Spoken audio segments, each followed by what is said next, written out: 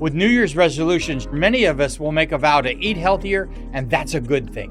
But what about our beloved pets and their nutrition? Greetings, naturopathic Dr. Dennis Black here, and I'm on a mission to provide better nutrition for cats and dogs because truthfully, all pet food is dead food, which is why we created Rough Greens and Meow Greens in the first place. We bring their food back to life with live vitamins, minerals, probiotics, enzymes, omega oils, antioxidants, and so much more. All in a tasty formula that your dog and cat will love. You can improve your pet's coat, digestion, energy, and have less vet bills. Let 2025 bring a new year and a new pet. Get a Jumpstart trial bag, normally $20. Get a 100% discount with promo code BESTFRIEND. You discover the shipping. Go to roughgreens.com, use promo code BESTFRIEND. Bring your pet's food back to life with Rough Greens. So good, your pet will ask for it by name. If you're a maintenance supervisor for a commercial property, you've had to deal with everything from leaky faucets to flickering light bulbs. But nothing's worse than that ancient boiler that's lived in the building since the day it was built, 50 years ago. It's enough to make anyone lose their cool. That's where Grainger comes in. With industrial-grade products and dependable fast delivery, Grainger can help with any challenge. From worn-out components to everyday necessities. Call, click Grainger.com, or just stop by. Grainger, for the ones who get it done. Rise up! Team Rise! Rise up! Team Rise!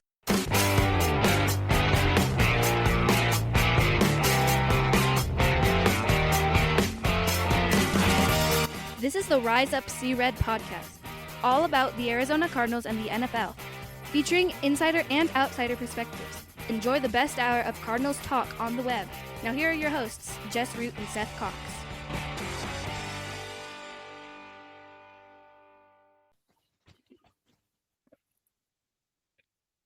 Hello, Arizona Cardinals fans, and welcome to the latest edition of the Rise Up Series podcast, the best hour Cardinals talk on the web.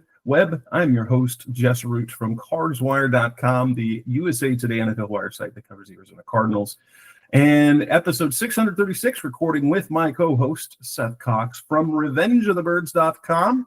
And this might be one of our shorter shows because, we're pacing the off-season content, Seth. We've got a little bit of Cardinals. There's no news because the Cardinals aren't in the playoffs. They're not in the hiring cycle. None of their coaches are getting hired away. And so the Cardinals are in anonymity right now and frankly aren't often relevant anyway, but this is particularly quiet, as we said the other day. Yeah, and it's one of those situations where you're kind of waiting and seeing because you're not even into like big time all-star game seasons, right? Like it's mostly just I think it was the Hula Bowl, right? I completely missed that. We got some news about who, like, some players the Cardinals had meetings with, and we got the Shrine Bowl coming at that's next week, isn't it? The Shrine Bowl and the Senior Bowl, but the Shrine Bowl is like on Thursday, and then the Senior Bowl Saturday. As opposed to, wasn't it like last year they had both games the same day? I'm like, how did teams do that?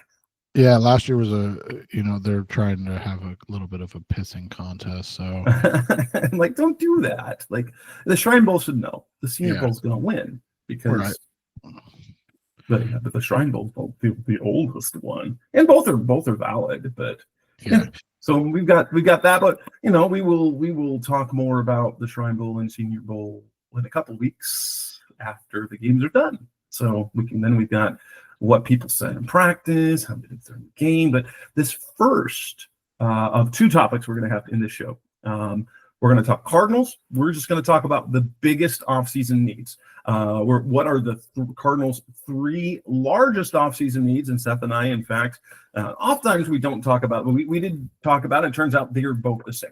And then we're going to go into championship weekend. Talk about the two conference championship games, picks, and props, and all of that. So let's go ahead and get started with that. The three biggest needs on the Arizona Cardinals roster, and Seth, you and I agree, and I would find it shocking if anyone else disagreed. But obviously, the largest need they have is, of course, off the edge, because pass rushing is bad. Well, they have absolutely no proven or threatening edge player that they can rely on for consistent pressure. None. Right. And that's, something you and I've discussed for the last couple of years. A couple of years ago, it was Will Anderson Jr., right? Like they had the shot at him, and we'll grade that trade to fruition and probably in a year, most likely two. Right now you have a very good left tackle in the NFL in Paris Johnson Jr. and not much else, whereas the Texans got Will Anderson Jr., who's a good pass rusher, probably slightly above average pass rusher in the NFL right now, with trending upwards. So that's how you have to look at that. But the other aspects of that trade will become more obvious after the next 2 years.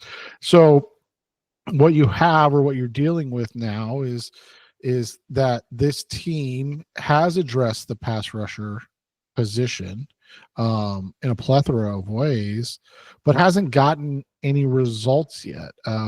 We're hopeful. We're fans of BJ Ojulari, but our old conversation is always a player's best ability is availability, and hurt players often stay hurt. Yeah, and so unfortunately, and the Ojulari, like if Ojulari becomes that 10-sack guy, then your edge room is actually pretty solid, because Zaven Collins is a very skilled player, a very good starting caliber player who just doesn't have great pass rushing juice. But if you put him opposite a guy who is, you might actually see Zaven's sack production be more reasonable, like in the 6 to 8 range. He had 5 this last year.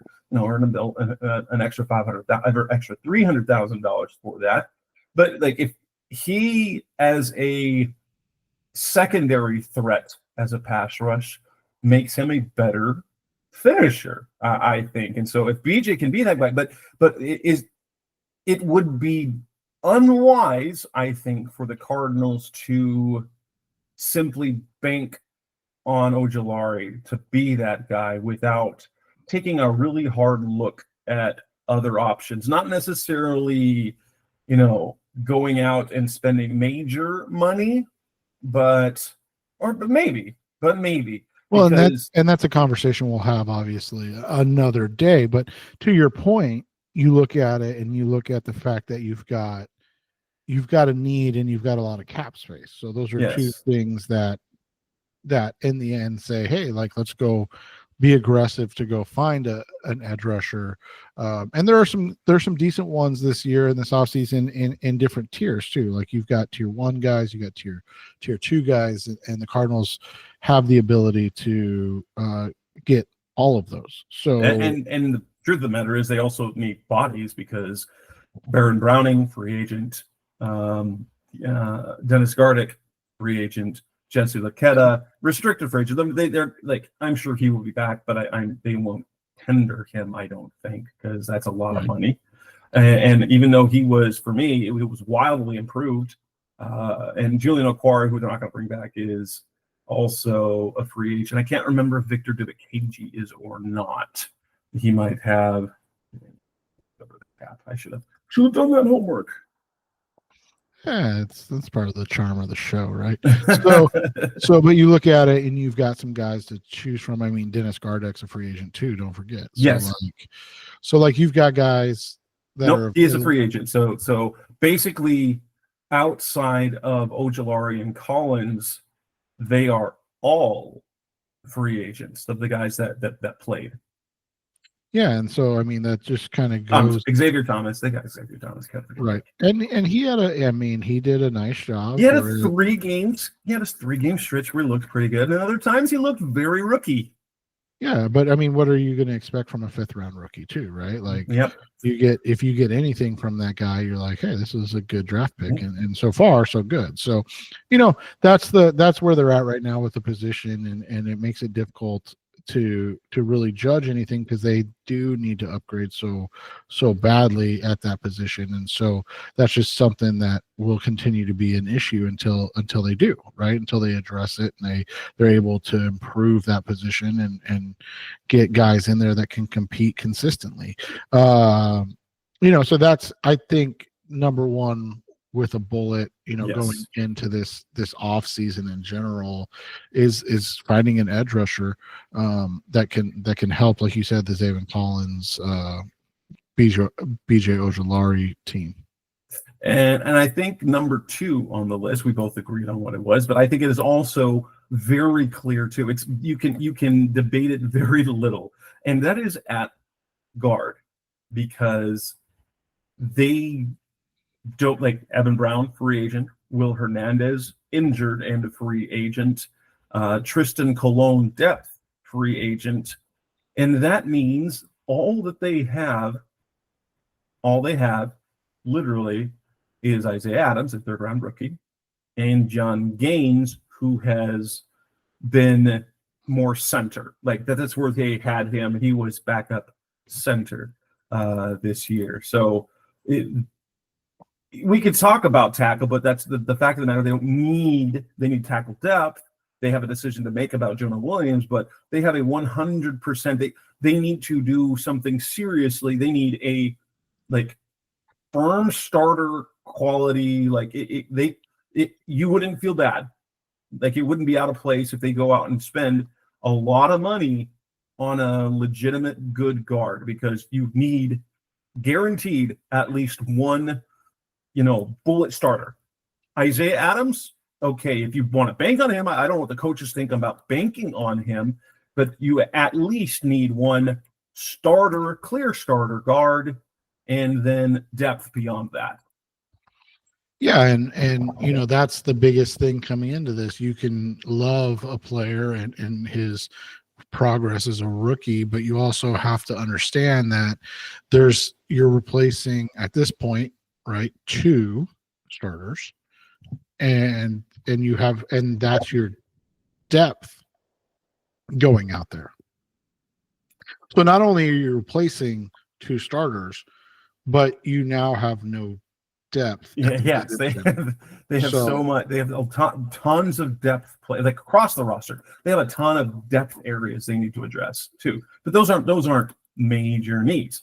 The fact of the matter is, in guard play became very apparent after the bye. Really, Evan Brown was adequate all year, and if you get Evan Brown play like that, if he were to be re-signed, fantastic. Will Hernandez, it was an ACL. That is the one thing. Thank you, Darren Urban, for on your roster review after the season. You did so.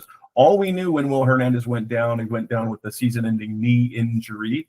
It was an ACL, and since he suffered it early in the season, it'll be interesting how they go about that. If he can get re-signed early, or if he will be a summer signee somewhere. But isn't Will at this point at age 30? Yeah, and his size, right, is always going to be a concern coming off a knee injury at his age. Like, it's one of those things that you just look at and next year will be his age 30 season. Yeah, correct. And so, like, you're just, I don't know, it's one of those things you look at. He's very good. He's been an excellent signing, and if you get him for the right price, I don't see a problem with it. But also, I mean, we're talking about a big guy coming off a knee. Like, those are at that age, as you mentioned, right? Like, those are all things that we've in the past as Cardinals fans been like, hey, don't do that again, right? Like, don't go sign that aging big guard, because and so that's the thing, is if you get him at the right price, it's all well and good, but I also don't know if that's how you want to bank that position on, as so I think getting a player in the guard class in both free agency and the draft There's is some good ones. oh man, it's really good, Jess. It's excellent. And so, you're at a position where you're like, hey, you can really and if I'm being completely honest, I don't know how big of a market Will Hernandez is going to have. Especially coming off the knee. And so that's one of those where you go into the offseason and you go, okay, if we bring back Will, we bring back Will. But that's going to be a decision we make in May, right? Like we'll wait to see where he's at physically. We'll bring him back, things of that nature. So I think that's the way you look at that with the position group, and then like you said, you have Isaiah Adams. So if you're able to go get a guy, and there's a lot of like I said, there's a lot of really, really good names out there. But if you go get a guy like a James Daniels or who's the Mekhi Becton, right? Becton. There's also one of the Chiefs? Oh, Trey Smith. Yeah. Trey Smith is available. He's going to make so much money. And so if you go do that, you're like, oh, okay. Like you understand it. Like, and like you said, it's a business and it's tough because I think people love him, obviously being Hispanic in Arizona is a huge deal too. Right. But like, he's also, and we also like what we love about him is he brings he's an enforcer. Yeah. Like he brings the mean on the field. He is a special player. It's just, you have to be realistic too, right? Like, you can love a guy, love everything he's about, love the way he plays the game, and still be like, oh, we need to see. I'm not saying you have to, but we need to see maybe it's time to find an upgrade there. So, that's where I think they're at with the guard position. Like you said, it's time to look closely at a number of options and make a play based on what you feel is the best for the franchise moving forward. And then we move on to our third position where both of us hesitated a little bit, but ultimately went with this position, and that being inside linebacker. And we picked that over the defensive line, mainly because on the defensive line, while they have all of their depth guys leave, at least will be free agents, they do have like 4 guys that you feel like you could build a defensive line around, being Darius Robinson, Bilal Nichols, Justin Jones, and Dante Stills. Jones and Nichols, due to their contracts coming off the injuries, they're going to be here. Both at the combined for nearly $11 million in guaranteed salary. So that is not they do need depth. They need bodies.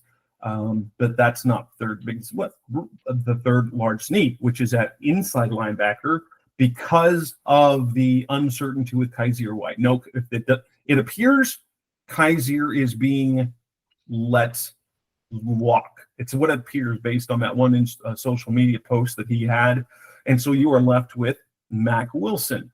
They need a Mike, or they need someone like they need a starter. And maybe that's Owen Papo, but we're not going to go into the offseason and say that. Yeah, and so there's a couple guys that would make a ton of sense. The first being, overall, you could, and I truly don't know if this would ever happen. But I mean, how cool would it be to get like Drake Greenlaw, right? Like, one other thing I'm really interested in like this year, because they were like nobody over no 30-year-olds, no that. But is it maybe this offseason where they built the core and they're like, oh, now we're going to go for it, and so we're going to go and get someone, a 33-year-old on a 1-year deal or 2-year deal. Because this is our window. We're going in attack mode instead of build mode. We did enough build. Now we're going to attack. Well, and Greenlaw's only 27. Yeah. Oh my goodness. So like that's the thing with Greenlaw is you look at him and you go, hey, this would be a great. But that's what I'm saying. Like those are. I mean, you got Greenlaw. You've got. There's a bunch of them out there because like Derek Barnes for the Lions coming off an injury, but He's productive. The kid off the Jets, Sherwood, I think it is, who played really well this year. I think that's his name. I'm double checking right now. Jamie Sherwood. I mean, not the biggest fan of him, but Nick Bolton's available. You know, like the names at that position are impressive, and like you said, some chances. So that's the thing is, you know, you look at it, you could get a higher end starter. Yes. Not to take anything away from, not to take anything away from what Kaiser did, because I think his play and he really helped set the tone. He was exactly what they needed when they had him, but it might be that, you know, they're ready to move on / upgrade or whatnot. But yeah, it's they need, well, and it's not just that. They not only need a starter, they also need depth, because they're top 3 in terms of on like the depth charts, which were Kaiser, Mack, and Chris Barnes. Kaiser and Chris Barnes both scheduled to be free agents. And while that is the big question, do they believe Owen Pappo's that guy? I think we will see in free agents. I find it hard to believe that they would, but maybe they might, because maybe they say, Mac, you can be that Mike. Although I don't know if he could be, but part of what they like about him is his versatility and to be able to play off the edge, which makes it, you know, if he's your Mike and your you know, the green dot guy, that's hard to do lining up as an edge, right? Right. So that's interesting. So 100%, I think it's very clear what the Cardinals' 3 largest needs. Now we will break down position by position in the weeks to come. That's coming. We don't want to burn that up quite yet. But in terms of free agency and the offseason, we know the Cardinals have 3 large needs, and that is the edge, that is guard, and that is inside linebacker. And so we will, and with that, we'll come up next on the Rise of Sierra podcast to start Cardinals Talk on the Web. We'll move on to championship weekend. What do we think is going to happen this weekend? What is the Super Bowl matchup that we imagine or predict? That's coming next on Rise of Sierra. With New Year's resolutions, many of us will make a vow to eat healthier, and that's a good thing. But what about our beloved pets and their nutrition? Greetings, naturopathic Dr. Dennis Black here, and I'm on a mission to provide better nutrition for cats and dogs, because truthfully, all pet food is dead food, which is why we created Rough Greens and Meow Greens in the first place. We bring their food back to life with live vitamins, minerals, probiotics, enzymes, omega oils, antioxidants, and so much more.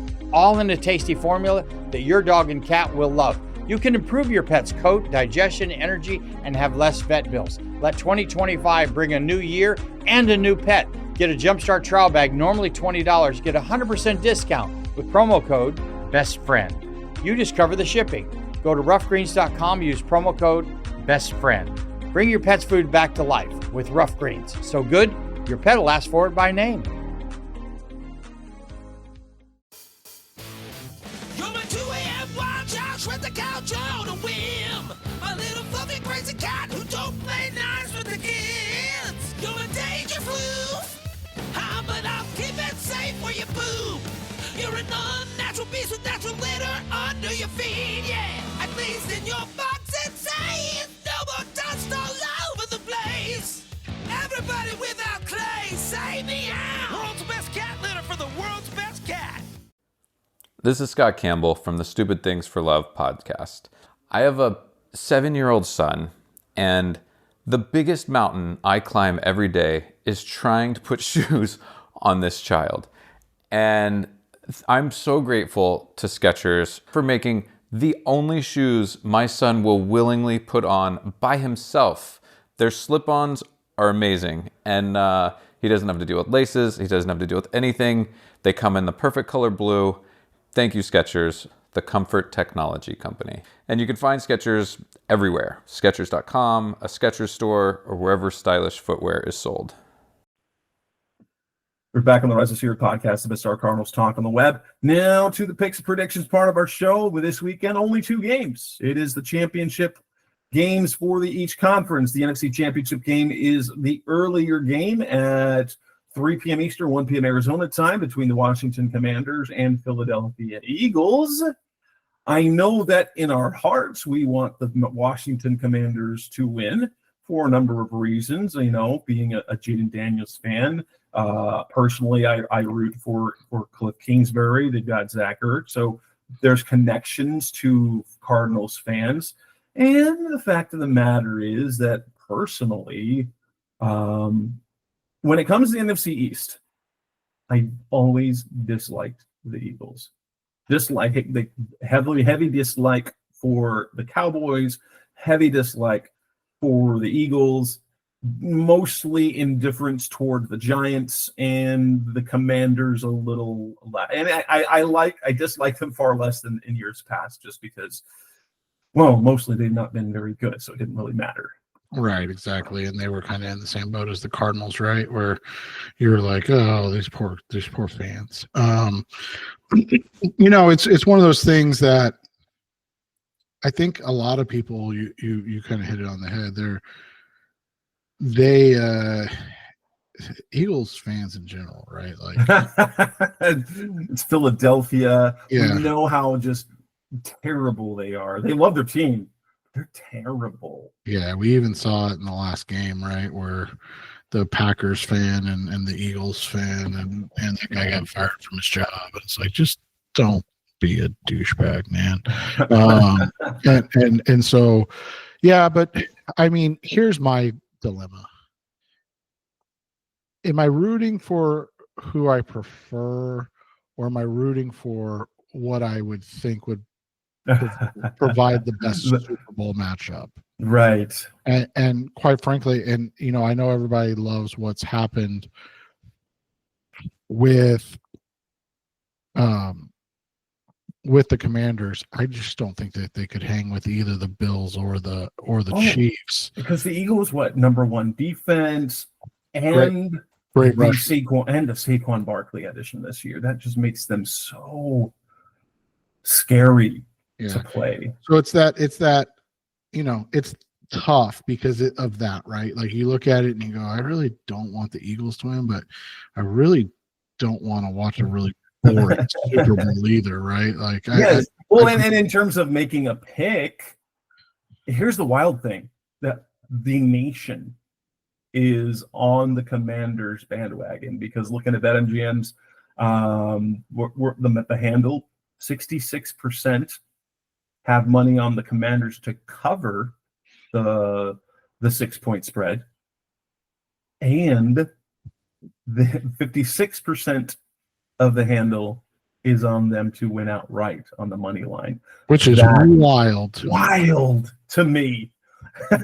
I mean, it sounds exciting. I'll tell you this: I think the Eagles both win and cover this game. I think when push comes to shove in this time of year, the Eagles, who have been there before and have a better defense and just an absolute, like, who's stopping Saquon?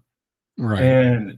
And with that, I mean, I don't think it's a 20-point or even a 14-point game, but I expect this to be a touchdown or more in this game for the Eagles. Yeah, and I would agree with that. I mean, I know the line is sitting at, what was it, 6.5 or something? It's like an even 6 on BetMGM right now. Okay, so probably, yeah, because it is 6.5 on FanDuel, so probably want to get it on BetMGM. Here's my bigger question: what do you think of that 47.5 points? It's one of those you don't even want to mess with, right? Like, yes, I think it'll go over, but I have no confidence in it, because like the last time they met, it was 69 points. It was a 36-33 Commanders win, right? But this could also very easily be 24-14. And that's where kind of I'm leaning, is that we see a game like 23-14, Eagles win, We see they take the sail out of the momentum of the Commanders. Dude, did you see, by the way, did you see Saquon Barkley's over under for rushing yards? Oh, let me see what it is. 125.5. What? No, 131.5 right now on BetMGM. What? I know, dude. That's wild. That's just and that's like that's for minus 114. Like that is absurd. Heavens. Absurd. So yeah, don't bet that, by the way. That's crazy. That is I just opened it. I'm like, and he was like 125, and it's 131.5 for that. Oh my gosh. But I mean, honestly, the way that offense for Philly has been going, it's really the offense has all been Saquon. You have, and here's the over under for passing yards for Jalen Hurts. It's only 100. It's only 180.5. Yeah, it's 179.5 on FanDuel. So yeah, it's wild. If you think he's going to throw a couple touchdowns, both quarterbacks are plus money to throw 2 touchdowns, which is again insane. Plus 160 for Hurts. So yeah, plus 140. That is 100%. Like I don't know how likely it is, but 100% with the potential payout of that. I'm like, yes, bet Jalen Hurts plus the 2 touchdown passes, please. Right. That's for the money. I don't want the Eagles to win, but I also like money. So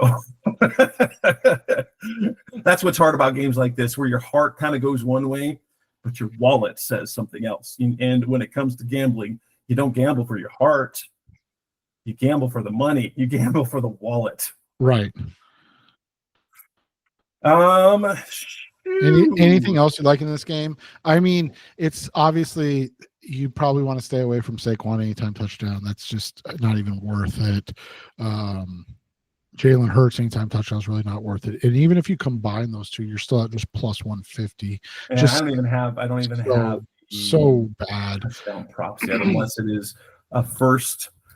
Unless you do a first touchdown score, and those bets are always worth.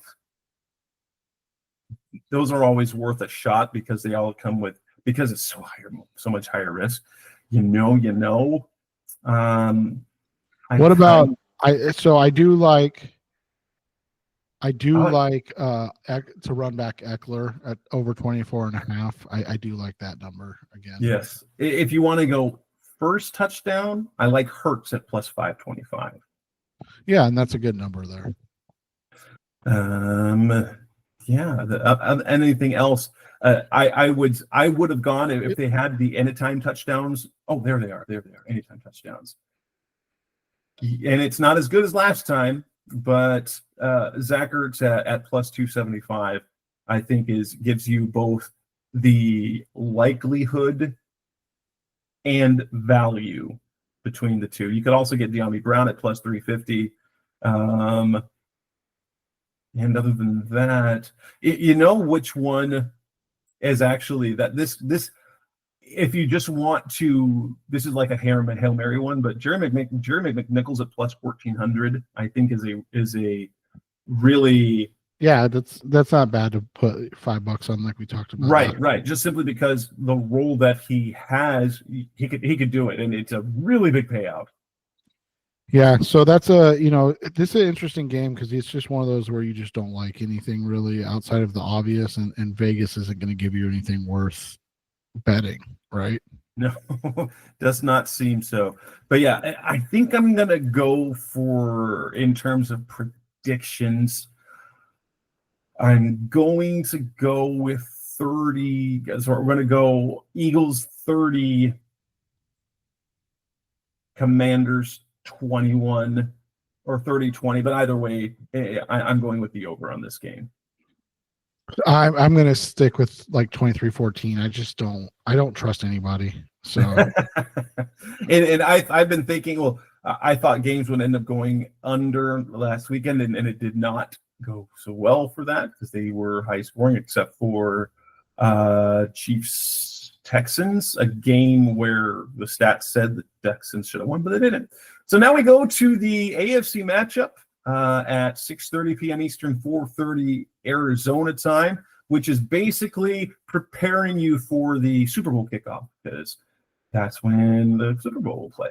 And the Chiefs are 2-point favorites, and here it is. The nation is rolling with the underdogs. Maybe it's they're voting, they're betting with their hearts right now, because nationwide, outside of like the Chiefs faithful and the ones who are really big Taylor Swift fans, everyone wants to see a new Super Bowl matchup. Nobody wants to see Chiefs Eagles again. They want to see Commanders Bills for all the reasons, because it's been so long for the Bills. Josh Allen is due. The Chiefs have become the evil empire, and the Commanders are a great story. Here's the handle on BetMGM. 63% have the Bills covering the +2, and 61% on the money line. I'm like, guys, when it comes to this right now, I'm not betting against the Chiefs. I'm not betting against the Chiefs. You can't do it until it happens, right? Right. And that's the thing, is like the -1.5 is wild to me, because it's, I don't hate the line. I thought it would be at -2.5. So I know we're, splitting hairs at that point. Yeah. Right? Like, and BetMGM's in just an even 2, which makes betting the Chiefs to cut, like if they win, betting them to cover is a really easy bet to make. But, it's one of those things that I'm with you. I mean, how do you bet against this team until they lose? Like, it's I know people hate this, but it's basically like what was happening with the Patriots, right? And what I said with Tom Brady, even when he was with the Buccaneers, like, I'm not betting against him. Right. Literally when Tom Brady played one of my betting picks, I'm like, I don't bet against Brady at home. I'm not betting against the Chiefs and Mahomes at home, especially in the postseason, when they've proven that they can win so many ways. They can win it any way. They can put points on the board if they need to. They can struggle to move the ball, but make good plays. Their defense is fantastic. They get good plays on special teams. They block kicks when it counts. It's literally anything they want to do, they do it. Now, I think this is the more likely under, rather than a shootout. I think this is going to be a tight game. Well, we haven't seen an explosive, like, back and forth Chiefs game in a while, right? Like, the Bills have had some of those, in fairness, so it could happen. But I think the Chiefs are winning differently. The last 2 years, they're winning differently. They're winning with a very good and opportunistic defense. What is the line again? 48.5? It's just on BetMGM an even 48, and I'm thinking 24-20. Just the last time that number hit was week 12 against for the Chiefs. Yeah, against the Panthers, and then before that it was week 11 against the Bills. But two different teams, two different situations at that point. So like, yeah, I'm kind of with you, man. And like, that number doesn't hit very often in Kansas City this year. You look at the games at Kansas City, right, that went over 48. We'll just call it 48. Their win over the Bengals was 51. Okay. Their win over the 49ers, nope, that was just 46. I'm sorry. The only other one was their win over the Buccaneers in overtime was 54. So, like, this is not a number. They have one game this entire season over 400 yards of offense. Like, this is just not, like you said, it's a different version of the Chiefs, and they're still the best team. I don't think that there's any but it's, I always joked about it, but they did the reverse Brady, right? Remember how Brady won early in his career with defense and timely plays on offense, and now that's who the Chiefs are.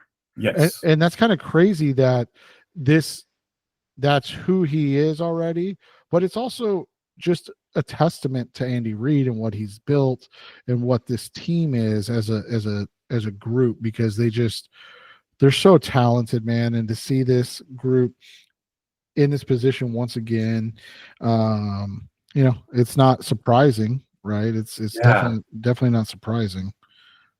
And this is because not like Josh Allen was Superman last week, but he didn't have a particularly good game statistically. And so that's the interesting thing, is that it's basically Josh Allen willing his team forward, because let's be honest, the Bills are, in terms of offense, it's Josh Allen and James Cook. Yeah, it really is. They don't really have much else, and it's just, becomes that situation. And so you look at this, a couple things. One, you mentioned it, the Chiefs last week, they gave up 149 rushing yards. But that was an interesting game. Here's what my question becomes. Stroud had 42, Mixon had 88. Are we taking that into consideration? Because you look at the rushing props, Allen over 47.5, Cook over 55.5. You would think that they both would have to hit over that number to get to where they want to be, right? Yes, I think so. And Josh Allen on third down and medium, it's almost like it's going to be quarterback power. That's almost guaranteed what it's going to be. The rushing props for Kansas City are wild of how low they are. Their highest rushing prop is Kareem Hunt at 33.5 yards. Yeah, it's just so weird. But it's because nobody knows what they're going to do, or like who's going to be involved and how they're going to do it. Because, last week it was so much Kareem Hunt, right? Yes. So it makes it's understandable in that sense, that's how they look at it. So both Hunt and Pacheco, and both.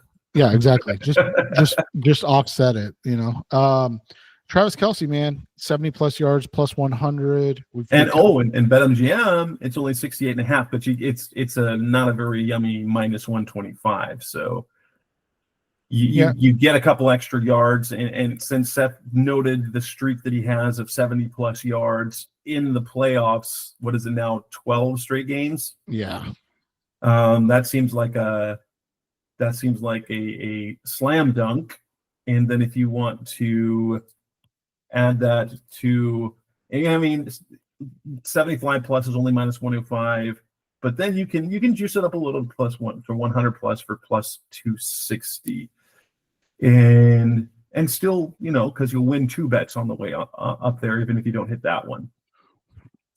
Yeah, and I would take it all the way up, like you said. That's a ladder that I'm going to ride pretty much every game that they're in the playoffs until, ride it till the wheels fall off, much like the Chiefs are doing with Travis Kelce. Yes. For an anytime touchdown, this is my big payout that I like, and it's Noah Gray. Tied to Noah Gray at plus 550 if you're looking for a high payout for a. And it's not like it never happened. It's not one of those places like, oh, he's never going to score. Noah Gray gets red zone targets. He does, and I like that, Jess. It's a nice pick, and it gives you the opportunity, to have a nice payout in what is, let's be honest, not a lot of great lines to take advantage of this weekend.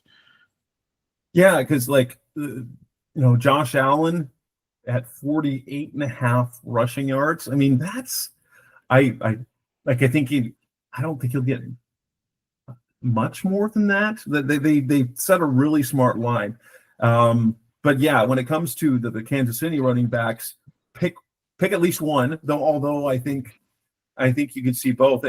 Is this the week you think that they get Pacheco going? Or are they going to push him or are they going to hold him back till like the Super Bowl and lean on Hunt? I think they continue just to kind of go with a hot hand. This is old school Andy Reid, though, isn't it? Like, you can't, and I know this isn't fantasy, but you basically can't trust who he's going to play, right? No, you can't. But in terms of the receiving props, I think Keon Coleman. Well, let me see. Longest reception for Keon Coleman, it's 13.5. I think he's good for one 20-yard catch in every game. At minus 110, you can get over 13.5 for longest reception. I think when that one's a fairly easy win. And then in terms of number of receptions,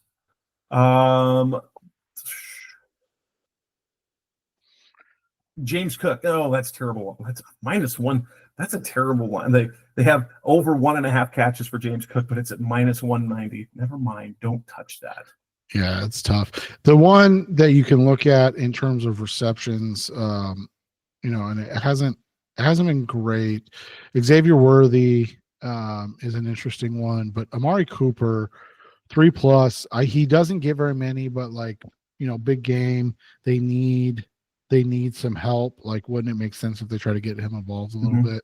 And you can get plus odds on over 1.5 catches at plus 110 odds on BetMGM. So that's not a hard one. You think he can get 2 catches?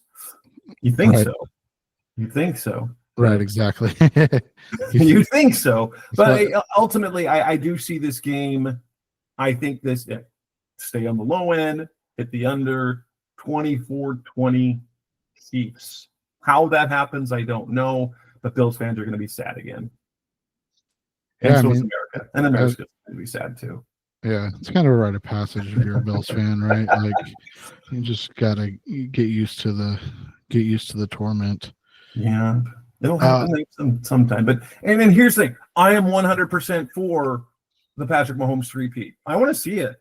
We've both been big on Mahomes since he came into the league. To watch something historic like this, yeah, I'm all for it. I like the Chiefs. I think they're real. I am not. I don't find them evil empire because Belichick is different than Reed. Reed is super likable.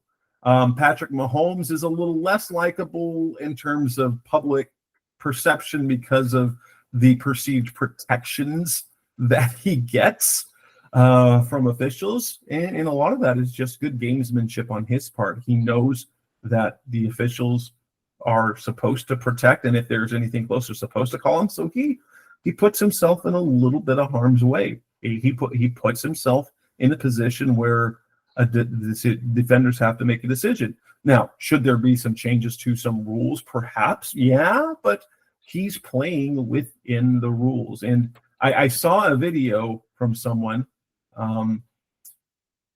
You know who gets the most roughing the passer penalties called against him? Josh Allen. Oh, Josh Allen. I mean, in terms of what quarterback gets draws the Josh Allen. Josh Allen is the quarterback that gets rewarded the most in terms of, and maybe it's because they're hitting him more. I don't know, but I don't know. But he has over the last 2-3 years received more roughing the passer benefits than Mahomes has. So there's that. But we can't have that conversation, Jess. Well, it was pointing on this. When the Bills lose, the league changes things. When the Chiefs beat them in overtime, and when the Chiefs lose, nothing happens. Now, granted, the Chiefs don't lose very often, but when the Bills lose, we're going to change the overtime rule. Right, exactly. We so badly want the Bills to do it, and yet evil Mahomes. And so this will be fun. This will be fun this weekend, leading up to the Super Bowl. We've got a week off in terms of football next week. We'll see what's going. We'll see what's happening for the next week. I'm sure we'll have at least one show because we'll be able to talk about the championship weekend, and then maybe delve into a little more off-season topic. But with that, we'll go ahead and wrap this up. And for us, this is a little bit on the early side, so we've got a time to sit down and relax and Seth can spend time with his wife and kids for a little bit and all that fun stuff. So thank you, Seth. This has been a good evening. Good show. Always, man. I appreciate it. All right. We'll be back again next week. This is Seth Cox. I'm Jess Rudd. This is the Rise Up C-Red podcast. We'll be back again soon. Thanks for listening to the latest edition of the Rise Up C-Red podcast. Listen to previous episodes and subscribe to the show on Apple Podcasts, Stitcher Radio, Audioboom, or many other podcast platforms so shows are delivered directly to your mobile device. Please give the show a 5-star rating and always support the sponsors who support the show. We'll be back soon for the best hour of Cardinals talk on the web. Rise Up Red Sea, Be Red Sea Red, and of course, Rise Up Sea Red.